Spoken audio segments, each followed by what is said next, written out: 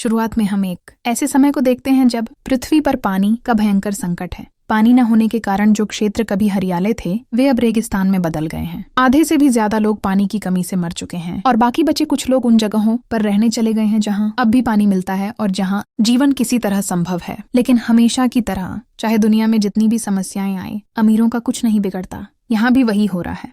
बड़ी बड़ी प्राइवेट कंपनियां जमीन के गहरे स्तर से पानी निकालने के लिए शक्तिशाली मशीनें लगा चुकी हैं, क्योंकि अभी भी कुछ जगहें ऐसी हैं जहां से जमीन के नीचे से पानी निकाला जा सकता है और वहीं से निकला पानी वे शहरों में सप्लाई करते हैं जहां अमीर लोग रहते हैं। बेचारे गरीब लोग गांवों में रहने को मजबूर हैं।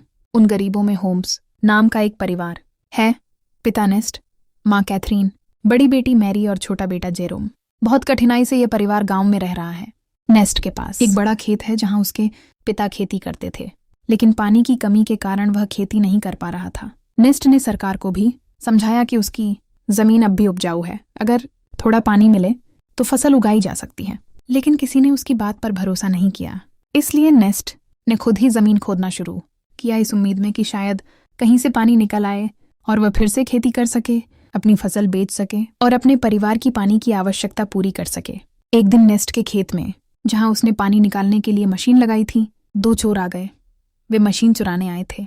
नेस्ट को इसका पता चलते ही वह अपनी बंदूक लेकर वहां पहुंच गया। जब चोरों को पता चला कि नेस्ट आ रहा है तो वे बहाना करने लगे, हम बहुत दूर से आए हैं, थोड़ा पानी दे दो तो बहुत मदद होगी।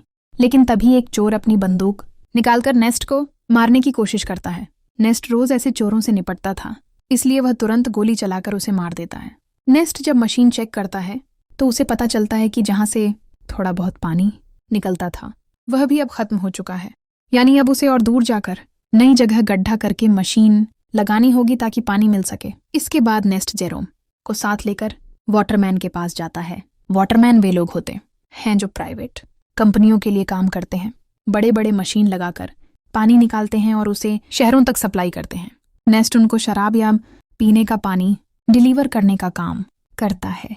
शहर से सामान लाकर वह अपने गधे की पीठ पर लाद कर इन वाटरमैन तक पहुंचाता है। इन वाटरमैन में मैक्स नाम का एक आदमी है जिसका नेस्ट के साथ अच्छा संबंध है।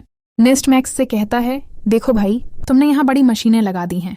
मेरे खेत पर थोड़ा पानी निकलता था, लेकिन तुम्हारी मशीनों की वजह से वह भी बंद हो गया है। क्या तुम लाइन को कहीं और ले जा सकते हो? मैक्स कहता है, ये मेरा काम नहीं है, अगर बात करनी है तो हमारे बॉस से करो। नेस्ट जानता था कि बॉस उसकी बात कभी नहीं मानेगा। वह दुखी मन से जेरोम के साथ घर लौटने लगता है, लेकिन जब किस्मत खराब हो तो मुसीबतें पीछे पीछे आती हैं।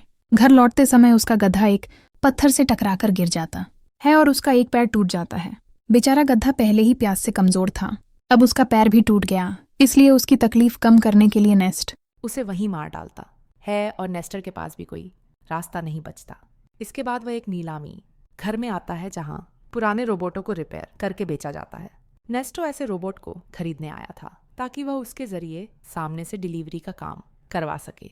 नीलामी में फ्लेम नाम का एक लड़का भी रोबोट के लिए बोली लगाने आता है, लेकिन आखिर में नेस्ट ही उस रोबोट को पा लेता है। इस पर नेस्ट और जेरोम बहुत खुश होते हैं कि चलो कोई काम का सामान तो हाथ लगा। इसके बाद वे उस हॉस्पिटल में पहुंचते हैं जहां कैथरीन रहती है, जो कुछ समय पहले हादसे का शिकार हो गई थी और जिसके कारण वह चल नहीं पाती थी। इसलिए हॉस्पिटल में वॉकर की मदद से कैथरीन को रखा गया है, जिसका मतलब है ऐसे मशीनें जो कैथरीन को चलने में मदद करती है। अब चूंकि नेस्टर के पास इतना पैसा नहीं कि वह वॉकर टेक्नोलॉजी को घर ले आए, इसलिए वह और उसका परिवार कैथरीन को देखने हॉस्पिटल आता जाता रहता है। हॉस्पिटल से निकलने के बाद नेस्टर की मुलाकात रवि नाम के एक लड़के से होती है, जो उसका अच्छा दोस्त। रवि के पास रहने को घर नहीं था और वह मानसिक रूप से भी कमजोर था, इसलिए नेस्ट अपने पास जितना भी थोड़ा बहुत पानी था वह रवि और उसके परिवार को दे देता है। हालांकि उसे खुद पानी की बहुत कमी थी, लेकिन उसका दिल बहुत बड़ा था। अब जब नेस्ट घर लौटता है तभी फ्लेम उसके पास आता है और कहता है कि तुम्हारा रोबोट मुझे थोड़ा दे दो, मेरा कुछ जरूरी काम है। लेकिन नेस्ट जानता था कि फ्लेम एक बदमाश लड़का है, रोबोट वापस देते समय जरूर ड्रामा करेगा, इसलिए नेस्ट स्पष्ट रूप से मना कर देता है। यहाँ बता दूं कि फ्लेम और नेस्ट की बेटी मैरी के बीच कुछ चल रहा है। नेस्ट कई बार मैरी को समझाता है कि वह फ्लेम से दूर रहे,